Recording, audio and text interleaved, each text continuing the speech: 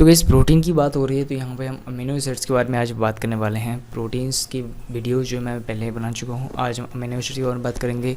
Essential और non essential कौन से हैं और इसका थोड़ा सा ब्रीफ डिटेल्स। ठीक है, सबसे पहले ये जो है एक ऑर्गेनिक कंपाउंड टाइप के होते हैं और इनसे मिल कर के अमीनो एसिड्स बनते हैं। एंड देन अमीनो एसिड्स बहुत सारे अमीनो एसिड्स होते हैं जिसमें कि मिल कर के एक प्रोटीन बनता है।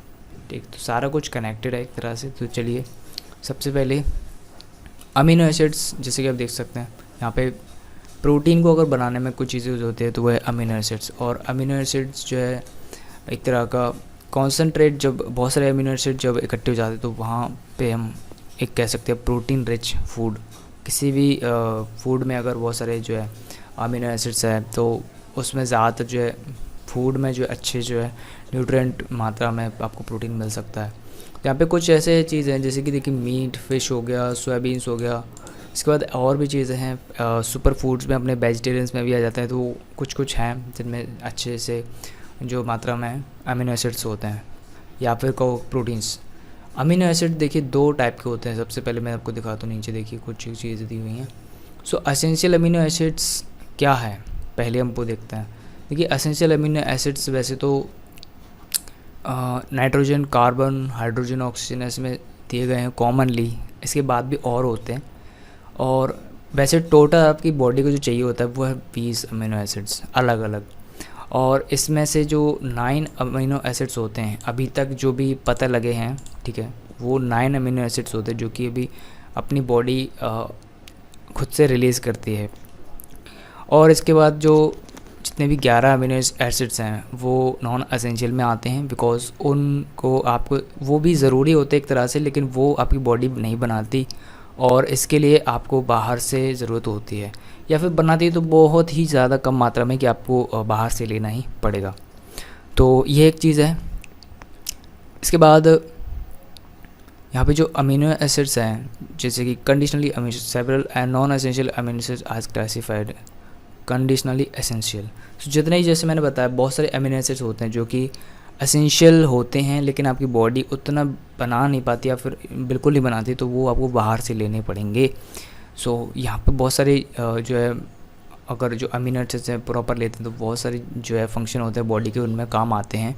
ठीक, तो एसेंशियल अमीनो एसिड के नाम आप जैसे कि देख सकते हो, जिसमें एक लिस्ट है यहाँ पे देखिए। ठीक, यहाँ पे ये जो है ये एसेंशियल अमीनो एसिड्स है जो कि 9 हैं। सो ये सारे अमीनो एसिड्स हैं वो लाइसिन, लूसीन, मिथाइनाइन और ये आइसोलूसीन, इस तरह से बहुत सारे हैं जो 9 है ये। अब नॉन एसेंशियल वाले में ये आ जाते हैं अपने, ठीक है, एलेनाइन, आर्जिनाइन। आर्जिनाइन आपने सुना होगा कभी कभी, ये जो है बाहर से लोग सप्लीमेंट भी इसके मिलते हैं और इनमें से तो आई थिंक इनके तो सप्लीमेंट की ज़रूरत नहीं क्योंकि ये तो बन जाते हैं। इसके बाद यहाँ पे ये है ग्लाइसिन। ग्लाइसिन का भी अब सुना होगा प्रोटीन, वो सॉरी सप्लीमेंट टाइप आते हैं। इनमें से काफ़ी ऐसे जो होते हैं जो बहुत ज़रूरी होते हैं, तो ग्लूटामेन एक ये है, इसका भी बहुत जो है सप्लीमेंट आपको दिखेगा। तो ये जो नॉन एसेंशियल होते हैं एक्चुअली ये आपको ज़रूरत तो होती है लेकिन बॉडी नहीं बनाती इन चीज़ों को, इनको अमीनो एसिड्स को। और इसके बाद आप देखिए बहुत सारे ऐसे भी होते हैं जो कि आपको, जैसे देखिए branch chain amino acid BCAA जो होता है, आप देखेंगे जिम वाले जो लोग ज़्यादा यूज़ करते हैं। और ये muscle growth, tissue repair, energy, जैसे मैंने कहा बहुत सारे कामों में ये चीज़ें इस्तेमाल होती हैं ये। और इसके बाद आप देखिए इसमें कुछ और, जैसे कि सोया चीज़, पीनट्स, मशरूम्स, हेल्दी कार्बोहाइड्रेट्स वगैरह जो सोर्स अच्छे हो जाते हैं, या फिर वेजिटेबल्स हैं, होल ग्रेन्स हैं, इनमें भी ये जो है आपको मिल सकता है। इसके बाद यहाँ पे जो भी अमीनो एसिड्स हैं उसके बारे में, पर्टिकुलर अमीनो एसिड के बारे में दिया हुआ है कि कौन सा अमीनो एसिड क्या रोल प्ले करता है।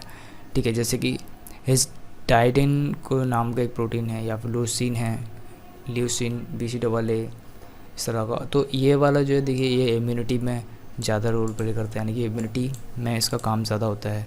इसको भी आप देख सकते हो, यहाँ से आप ले सकते हैं नट्स, ग्रेन्स, होल सीड। तो मुझे लगता है जो डेली रिक्वायरमेंट होती है वो आई थिंक फुलफ़िल हो जाती है। लेकिन जब आप कोई चीज़ फिटनेस गोल अचीव करने जाते हो तो आपको हो सकता है इन चीज़ों की ज़रूरत पड़े, तो आप इन चीज़ों की जो कंजप्शन है वो बढ़ा सकते हो। जैसे मैंने देख रहा अभी भी जितने भी अमीनो एसिड्स हैं वो मुझे ज़्यादातर मीट प्रोडक्ट्स में मिल रहे हैं, बट ऐसा है कि नॉन जो वेजिटेरियन प्रोडक्ट्स हैं उनमें भी है, बट उनमें आपको फिर वैरायटी में देखना पड़ेगा डिफरेंट टाइप के।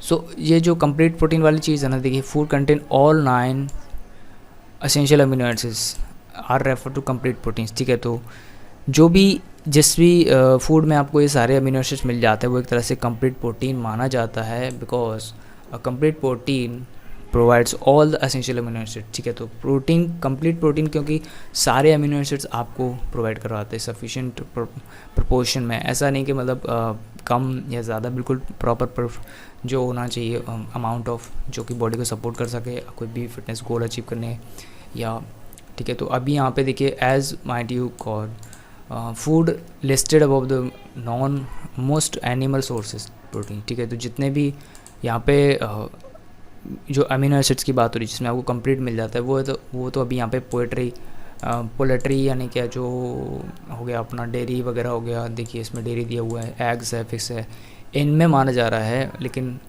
जो अमीनो एसिड्स अगर प्लांट बेस्ड की बात करें तो प्लांट बेस्ड में वही अपने दाल नॉर्मल आपका चलता है, सब्जी वगैरह वही उससे मिल जाते हैं। लेकिन एक चीज़ और है जो कि मैं अभी एक और टॉपिक में कवर करूँगा नेक्स्ट वीडियो में, उस पर हम बात करेंगे कॉन्सेंट्रेट और आइसोलेट प्रोटीन सोर्सेज, ठीक है। तो कुछ चीज़ें हैं जो डिफरेंस है, अंतर है इनमें, वो भी हम देखेंगे।